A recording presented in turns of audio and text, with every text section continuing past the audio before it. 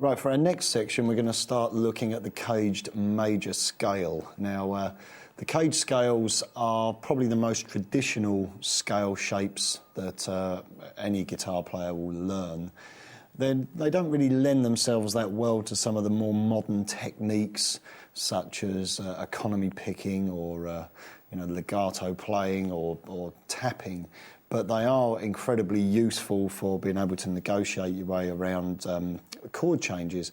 I also like the fact that you can see the pentatonic scale and then fill in the gaps with notes from the major scale, which to me makes a little more sense. And when you actually put two caged shapes together, you wind up with the three note per string scale shapes anyway. I kind of go between using both types of scale, either caged or three note per string. So, as with the chord shapes that we looked at, the scales are based around C, A, G, E, and D. Now, obviously, those they were shapes that I was calling out. I wasn't calling out keys. I did all of that then in the key of C major. So here's our first scale shape. This is based around the open position C major chord. Start off on the 3rd fret of the A string, open E, 1st fret E, 3rd fret, open A, 2nd fret, 3rd, open D, 2nd, 3rd, open G, 2nd, open B, 1st, 3rd, open E, 1st, 3rd.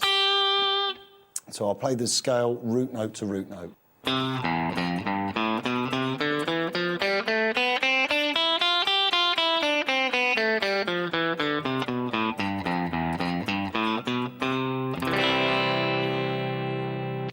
Okay, now we're going to take a look at our next shape. This is based around the A shape, root note on the 3rd fret of the A. Okay, the scale is 3rd fret A, 3rd fret E, 5th fret E, 2, 3, 5 on the A, 2, 3, 5 on the D, 2, 4, 5 on the G, 3, 5, 6 on the B, 3, 5 on the top E string. So I'll play the scale for you.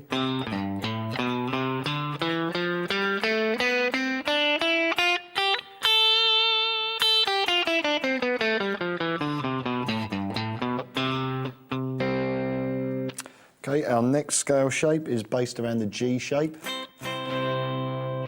and the fret numbers are 8, 5, 7, 8 on the bottom E, 5, 7, 8 on the A, 5, 7, 9 on the D, 5, 7 on the G, 5, 6, 8 on the B, and 5, 7, 8 on the top E. So here's the scale root to root.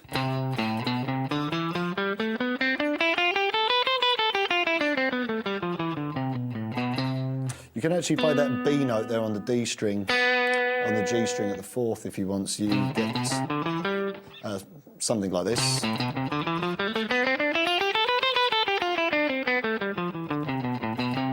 Entirely up to you how you play that. Our next shape is based around the E shape. So we have 8 on the bottom E, 7, 8, 10, 7, 8, 10 on the A, 7, 9, 10 on the D, 7, 9, 10 on the G, 8, 10 on the B, 7, 8, 10 on the top E. So root to root.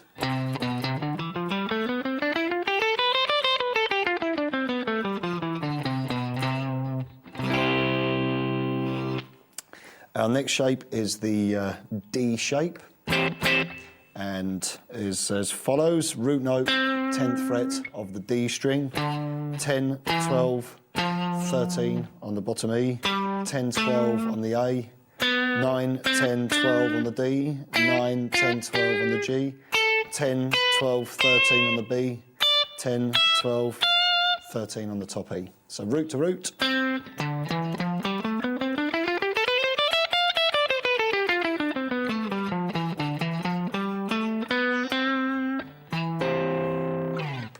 And our final shape is the movable version of the C shape, and this is 15 on the A, 12, 13, 15 on the bottom E, 12, 14, 15 on the A, 12, 14, 15 on the D, 12, 14 on the G, 12, 13, 15 on the B, 12, 13, 15 on the top E.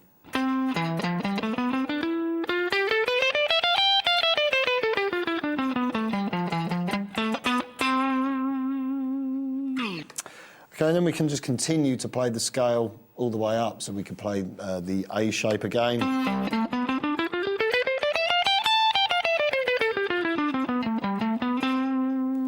The G shape.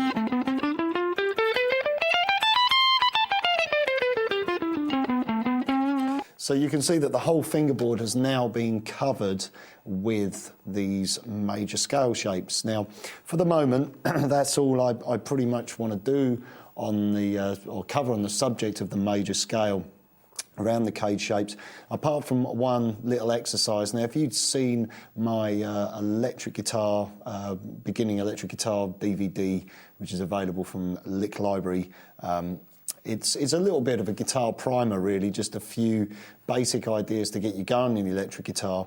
I've also have a book out which is called Crash Course Electric Guitar, and I cover this concept in depth in that book.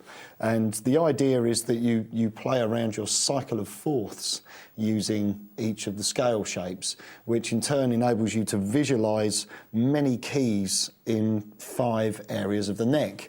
So if I start off with C major, I can then play F major in the same area. I'm only playing 1 octave shapes, root to root, because some are, 6-string patterns. If you start from the bottom E with the root, some are on the 5th, some are on the 4th. So I tried to keep it nice and even. So C, then F as an E shape, B flat as an A, E flat as a D, A flat as a G, D flat as a C, G flat or F sharp as an E, B as an A, E as a D, A as a G, D as a C, and G as an E.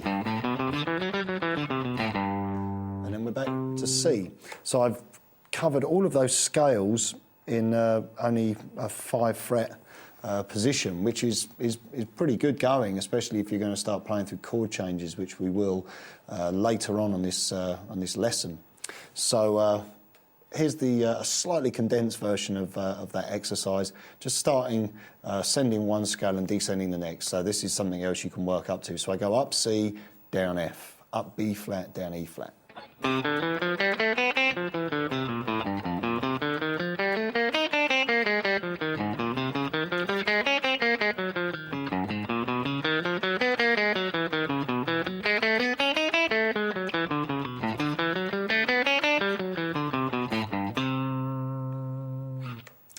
Okay, then what we can do is continue that through the remaining fingerboard positions. So here we'd have C,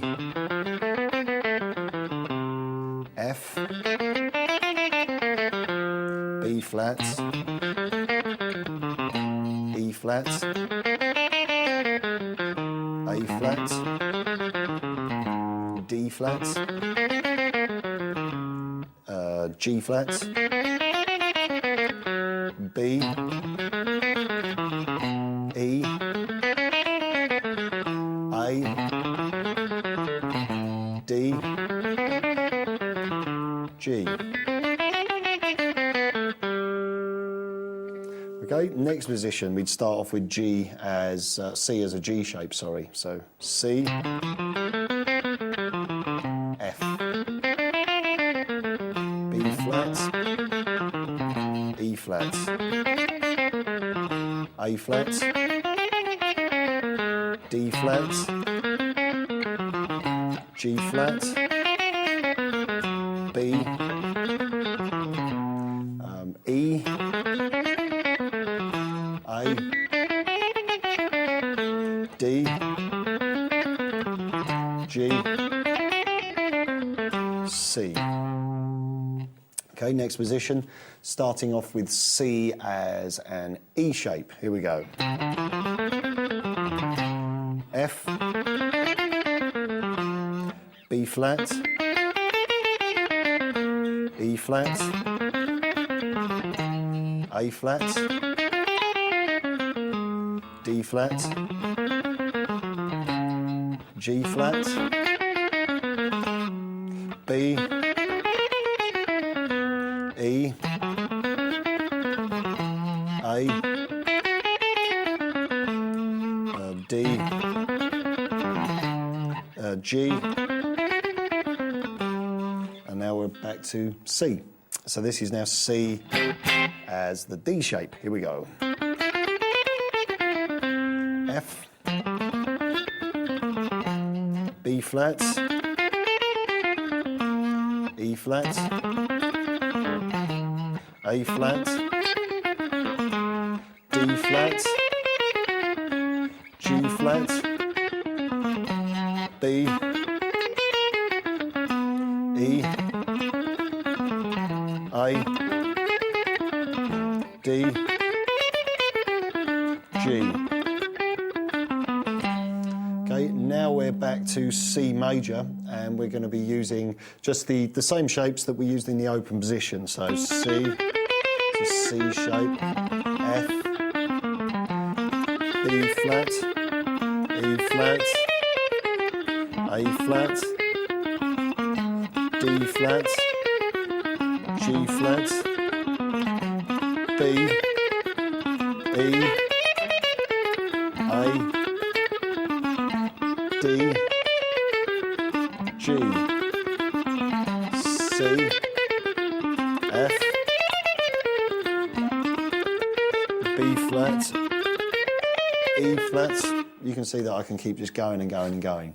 So I'd say there's some serious fretboard navigation going on there. Every single major scale in every single position, in every single key. You better go and do some practice.